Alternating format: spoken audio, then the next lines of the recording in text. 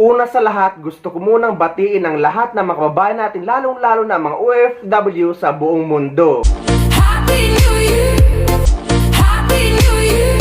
Unang araw ng taong 2026 at ang updated requirements ngayon pauwi sa Pilipinas at pabalik sa ibang bansa para sa mga kababayan nating OFW ay dati pa rin naman. Bagamat fully implemented na ang OFW Travel Pass ng DMW, ay sanay pa rin ng mga OFW sa paggamit ng UEC at kinikilala or in-honor pa rin ito sa immigration. At mas madaling kunin ng UEC dahil kapag may problema ka dito, ay pwede ka sumadya sa pinakamalapit na POA office or sa POA desk sa loob ng NAIA or Clark International Airport, pati sa Cebu International Airport. Hindi kagaya sa OFW Travel Pass na hindi naman nga lahat ng mga OFW ay maayos na ang kanilang account. At pati nga sa mga airlines kapag mag-claim ka ng terminal fee cash refund para sa mga OFW, ay UEC pa rin ang ino-honor nila or ang tinatanggap nila. Hindi pa ang OFW Travel Pass. Kaya dapat guys, UEC ang dadalhin nyo or ang kukunin nyo kapag pabalik na kayo sa ibang bansa para sa mga kababayan nating OFW, kagaya sa kapwa natin content creator na si Payong Kaibigan, nakakabalik lang din sa abroad na pumunta sa DMW para kumuha ng UEC. Guys, dito sa DMW sa Ortigas, libre na po ang magpa-xerox at magpa-print. Gaya ko, na meron na po akong UEC, isend nyo lamang po dito sa kanilang email address, dmwprintingservice@gmail.com, at ni-print po ako ng OEC 3 copies. Ayan, 3 copies ng OEC. Dati guys, kapag kukuha po kayo dyan sa may cafeteria, 40 pesos po per page yung OEC. Ngayon, libre lamang po dito. Kaya good job po sa ating DMW. So, ang mga kailangan kapag uuwi sa Pilipinas ay ang inyong passport, ticket, at e-travel arrival card registration. Para naman sa mga OFW na manggagaling sa mga bansa na may tinatawag na exit visa, ay kayo ang nakakaalam yan kagaya sa Saudi Arabia, Taiwan at iba pa. Dahil requirements yan sa bansa na panggagalingan nyo, hindi naman sa Pilipinas.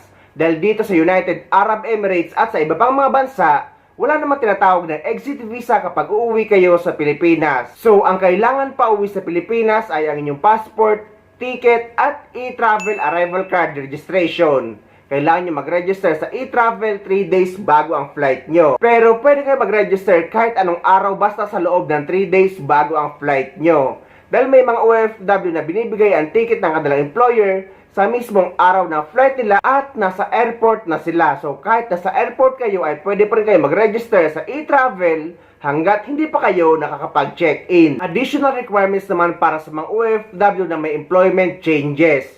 For example, mga OFW nag-change employer, nag-change job site, nag-change company name kahit pareho pa rin ng owner, nag-change position, at yung mga babae na napalitan ng apelyido sa visa, passport at kontrata. Pati yung mga OFW na galing sa visa na nakahanap ng trabaho sa ibang bansa at nag-employment visa sa ibang bansa. Kailangan nyo magpa-verify ng inyong kontrata sa polo office sa bansa kung saan kayo nagtatrabaho bago kayo umuwi sa Pilipinas para makakuha kayo ng updated UEC sa POA.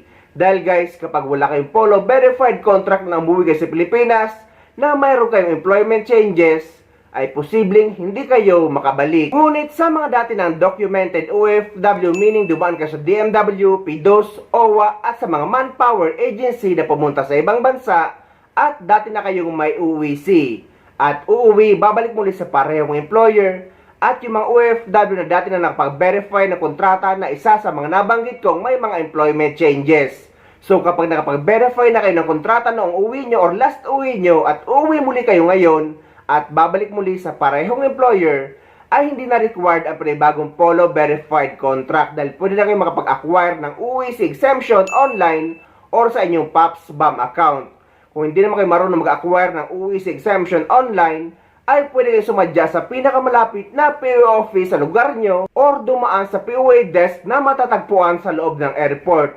Bukas sila 24 oras at pwede kayo magpa-print ng UEC exemption nyo sa kanila. Ngunit kahit for UEC exemption na lang kayo kapag uuwi kayo sa Pilipinas, lagi ko sinasuggest na dapat lagi nyo dala ang kopya ng inyong valid contract or bagong renew kontrata. Mahihingi or makukuha nyo ang kopya ng inyong valid contract sa inyong employer or sa kumpanya. At kung nandito naman kayo sa UAE at hindi kayo binibigyan ng copy ng inyong kontrata ng inyong employer, ay pwede kayo magpa-print or kumuha sa any tahsil office. May konting babayaran lang kayo pero pwede kayo humingi ng copy ng inyong kontrata sa kanila. At kung available pa, yung lumang contract verification nyo ay mas maigi na lagi nyo rin dala just in case man mahirapan ang immigration sa pag-verify or pag-check ng kontrata nyo kung dati na ba itong verified. Again guys, ang kontrata ay hindi naman madalas hinahanap sa immigration. Marami kasi nakikipagtalo sa comment section na hindi naman daw sila inanapan ng kontrata. Guys, hanapin man or hindi sa immigration ay dapat lagi nating dala ang ating bagong kontrata or ang newly renewed contract natin dahil karapatan natin yan na hawak dapat natin ang ating kopya ng kontratang pinirmahan. Magandang araw po sa lahat ng ating mga OFWs. Explain ko lang po at clarify ko lang po yung bagong advisory po natin. So napapansin po natin, ganito po yung itsura ng ating kontrata. So andyan po yung pangalan ng employer at yung ating pangalan at napapansin po natin 2 years po yung ating kontrata. So pag check po natin sa second page, nakalagay din po dyan yung petsa kung kailan po pinirmahan. So kung for example ito ay March 2022, noong 2024 ay expired na po ito. Pero kung tingnan nyo, na-verified po na po siya dati. So ano pong gagawin? Kung uuwi po ako ngayong taon, gagawa lang po ako ng panibagong kontrata. So for example, ito po, same pa rin po ang employer, pero pirmahan ko pa rin po, hindi ko na po kailangang ipa-verify ito. Okay? Pero pag uwi ko po sa Pilipinas, itong dalawa po ang dadalhin ko all the time. Ito po ipapakita ko sa immigration na hindi po nagpalit ang aking employer since 2022. Okay? And then, para naman po sa mga workers na open contract or walang duration ng kanilang contract or indefinite, hindi na po kailangan mag-issue ng bagong contract. Kung ikaw ay meron ng record sa database ng DMW, ikaw ay nagbakasyon na, at ikaw ay gusto mo ulit magbakasyon, tapos babalik ka sa iyong worksite, so, ang kailangan mo na lang OEC exemption. Yung yung makuha mo online na lang. Yes. Same company, same job, lahat Yes. same. Ito na yon. Oo, so hindi mo na kailangan magpa-verify ng contract kung ikaw ay returning to the same employer na may record ka na. Okay. OEC Ayun. exemption na online, kahit sa Pilipinas mo nakuhanin ito, pwede mo nang makuha ang OEC. Kasi yung iba sir na misinterpret kasi nila na pag sinabing exempted ako sa OEC, so hindi na ako kailangan kukuha pa rin. Yes, so Online. Online lang na yung proseso mo. Sa mga OFW naman na pabalik sa ibang bansa, ang mga kailangan ay e-travel departure card registration. Again, ang pagre-register sa e-travel, pauwi man sa Pilipinas o pabalik sa ibang bansa, ay 3 days bago ang flight nyo. Kahit anong araw basta sa loob ng 3 days, bago ang flight nyo ay pwede na kayo mag-register sa e-travel. Number 2, ang inyong OEC or OEC exemption. Number 3, ang inyong visa. Pero dito sa United Arab Emirates, ang ipapakita nyo na sa immigration na visa natin ay ang Emirates ID na natin. Wala na yung passport or wala na yung visa na nakatatak sa passport natin. Number 4, ang ating passport at ticket. At ang lagi ko pinapaalala, ang ating OWA membership.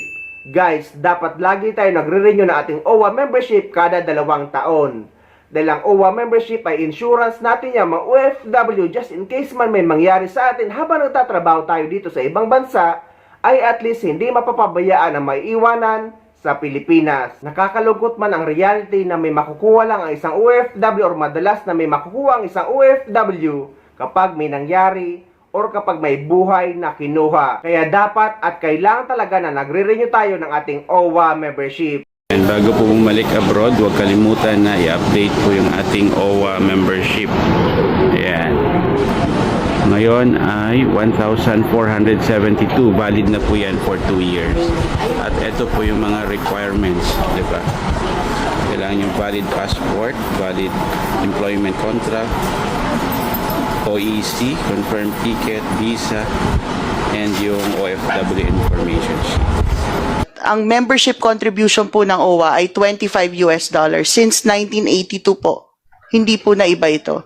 Ngayon po, nadagdagan po ang mga benepisyo. So ngayon po, meron po tayong social benefits. Una po sa lahat, sa mga miyembro po ng OWA, meron pong accidental death and natural death coverage. Accidental death in the amount of 200,000, natural death 100,000.